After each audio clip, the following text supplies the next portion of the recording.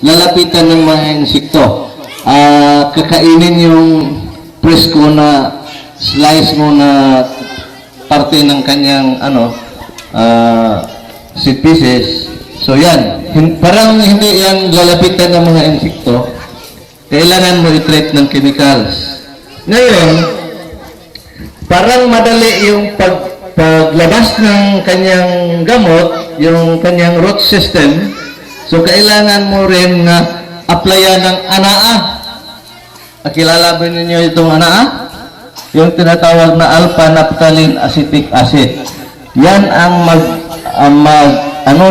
ng planting materials na madaling lalabas yung kanyang root system. So, mura lang yan. 100 plus lang yung pwede mo yan sa sprayer, at saka i-spray mo doon sa mga planting materials mo. So, yan.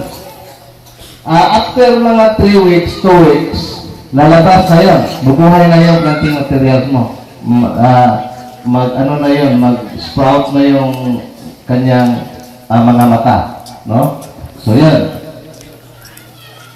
Pagkatapos, huwag mong yung similya mo. Huwag mong ilagay doon sa mainit na lugar. No? Kailangan doon sa malamig. May ilalim ng mga puno ng kahoy na hindi matamaan ng sunlight. No? Hindi siya ng direct penetration sa sunlight.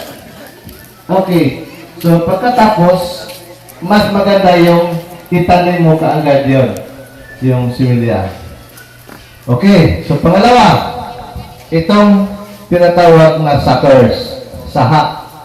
Ano ba to sa inyo? Saha pa rin. Saha. Yan.